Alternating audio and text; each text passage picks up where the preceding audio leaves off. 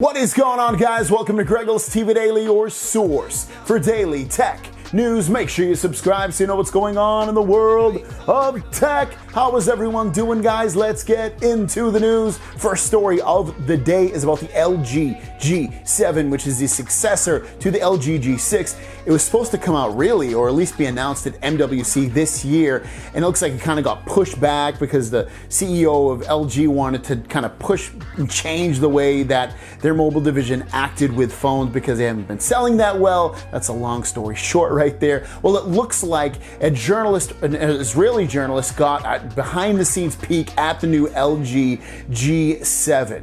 Now, taking a look at this phone, you can see from the picture, you see it looks really close to a iPhone X. It's got that notch at the top.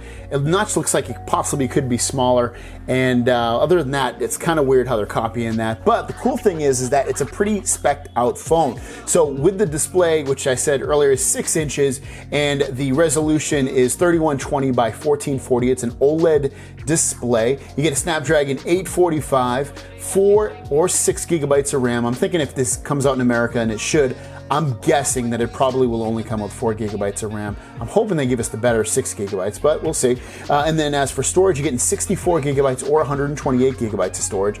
A dual camera setup on the back, which consists of 16 megapixel sensors. The main one is a 1.6 aperture, and then the wide angle one is 1.9, and they're on top of each other. So they're vertical, and then below that you get the fingerprint sensor on the back. Also on the front, you get an 8 megapixel facing camera, and then you get a 3000 milliamp battery inside. Also, it has some really nice speakers. You get DTS-X surround sound speakers, as well as boombox, quote unquote, which will add some extra bass. Spec-wise, this looks like a great phone. It's definitely a flagship phone with flagship specs. As for the notch at the top, copying Apple, really bad. I'm not that into it. I don't like the notch already. I like the way that, Samsung and Pixel do it. Just put a straight thing across the top and then, see what happens.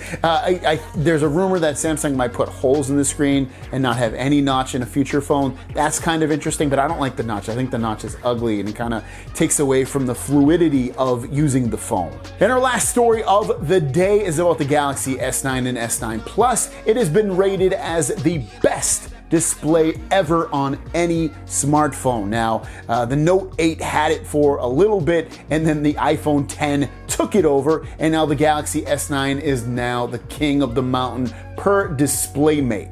Some of the key features that DisplayMate gave about the screen on the Galaxy S9 is that it has perfect color accuracy. It also achieves 20% higher brightness than the Galaxy S8 display in terms of high brightness mode. It has also been certified as true mobile HDR, and also the screen has the lowest brightness and color shifts with change in viewing angles for a smartphone. Well done, Samsung, for winning that award. I can't wait to get my phone. I can't wait to see that display. It's probably one thing that I really miss about Samsung phones is the display. They're unbeatable, beatable. I really love my Pixel phone, but I wish the Pixel had the Samsung phone. Come on, make it happen, baby. Guys, thanks for watching. Don't forget to subscribe. New videos every single day. My question of the day is, what do you think about that LG G7? Do you like the way it looks? Do you like the specs? Is it missing something in your eyes? What do you think about that notch? Let me know in the comments down below. I will see you guys down the road.